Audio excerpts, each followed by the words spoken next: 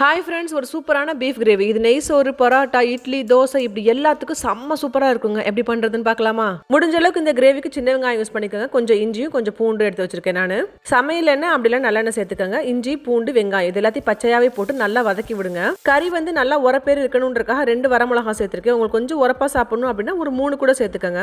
Beef வந்து இஞ்சி, பூண்டு, வெங்காயம் இந்த பச்சையாக போட்டிருக்க எல்லாத்தையும் கூட சேர்த்து நல்லா பெரட்டி விடுங்க. அதுக்கப்புறம் உப்பு சேர்த்துக்கோங்க. இப்போ இந்த கறி வேக வைக்கிறதுக்காக மஞ்சள் பொடியும் சீரக பொடியும் போட்டு கொஞ்சம் தண்ணி ஊற்றிக்கோங்க. பிகாஸ் நான் வந்து இன்னைக்கு கிரேவி மாதிரி தான் வைக்கிறேன். உங்களுக்கு ட்ரையாக வேணும் அப்படின்னா தண்ணி ஊற்றாம வேக வச்சுக்கோங்க. ஒரு பெரிய பழுத்த தக்காளி பழம் சேர்த்துருக்கேன். 1/2 கப் அளவுக்கு தண்ணி ஊற்றி 4 விசில் விட்டு எடுத்திருக்கேன். உங்கள் பீஃப் எத்தனை விசில் விட்டா வேகமோ அத்தனை விசில் விட்டுக்கோங்க. இப்போ இதுக்கு நம்ம ஸ்பெஷல் மசாலா ஒன்று அரைக்கிறது, இதை அரைச்சி வச்சுக்கலாம். Mint leaf, coriander leaf, coconut போட்டிருக்கேன். அதுக்கப்புறம் கசகசா வந்து இந்தியாவிலேருந்து வரும்போது பவுடர் பண்ணி எடுத்து வந்திருக்கேன். அப்புறம் கேஷ்நட் இதெல்லாம் சேர்த்து தண்ணி லைட்டாக ஊற்றி அரைச்சி எடுத்துக்கோங்க. கொஞ்சம் கெட்டியாக இருக்கணும் இந்த பேஸ்ட். இப்போ கடாய் வச்சுக்கோங்க. நல்லெண்ணெய் ஊற்றிக்கோங்க. அப்படி இல்லைன்னா தேங்காய் எண்ணெய் ஊற்றிக்கோங்க. சீரகமும் சோம்பும் போட்டு கருவேப்பிலை போட்டு வெங்காயத்தை போட்டு நல்லா வதக்கி விடணும். வெங்காயம் நல்லா கலர் மாறினதுக்கு அப்புறம் மிளகா பொடி 2 ஸ்பூன், மல்லிப்பொடி 2 ஸ்பூன், பட்டை கிராம்பு ஏலக்காய் பொடி வந்து 1 ஸ்பூன் போட்டுக்கோங்க. நல்லா வதக்கி விட்டுக்கோங்க. கலர் நல்லா சேஞ்ச் ஆயிரும். பீஃப் வந்து 90% தாங்க வெந்திருக்கு. இந்த மசாலா கூட சேர்ந்து இன்னும் கொஞ்சம் வேகணும், ஒரு 10 மினிட்ஸ். இப்போ நல்லா கொதி வந்ததுக்கு அப்புறம் அரைச்சு வச்சிருக்க மசாலாவையும் போட்டு நல்லா பெரட்டி விட்டு லைட்டா ஜார கழுவி மட்டும் தண்ணி ஊத்திக்கோங்க. செம்ம சூப்பரா இருக்கும் இந்த கிரேவி. இந்த மசாலா போட்டு நீங்க குக் பண்ணீங்கன்னா, நான் வந்து ஒரு 3 ஸ்பூன் அளவுக்கு மிளகு பொடி சேர்த்திருக்கேன். உங்க காரத்துக்கு தகுந்த மாதிரி கொஞ்சம் அட்ஜஸ்ட் பண்ணிக்கோங்க. இந்த பீஃப் நல்லா சுல்லுன்னு உரப்பா இருந்தா தான் நல்லா இருக்கும். லாஸ்டா கொரியாண்டர் லீஃப் போட்டுக்கோங்க. ஒரு குழிக்கரண்டி அளவுக்கு நல்லெண்ணெய் சேர்த்துக்கோங்க. நான் எங்கெல்லாம் நல்லெண்ணெய் சேர்த்திருக்கேன்னா அந்த இடத்துல தேங்காய் எண்ணெய் கூட நீங்க சேர்த்துக்கலாம். டேஸ்ட் பிடிச்சிருந்துச்சுன்னா தேங்காய் எண்ணெயோட அரோமா எல்லாமே ரொம்ப சூப்பரா இருக்கும் பீஃபுக்கு எப்பவுமே.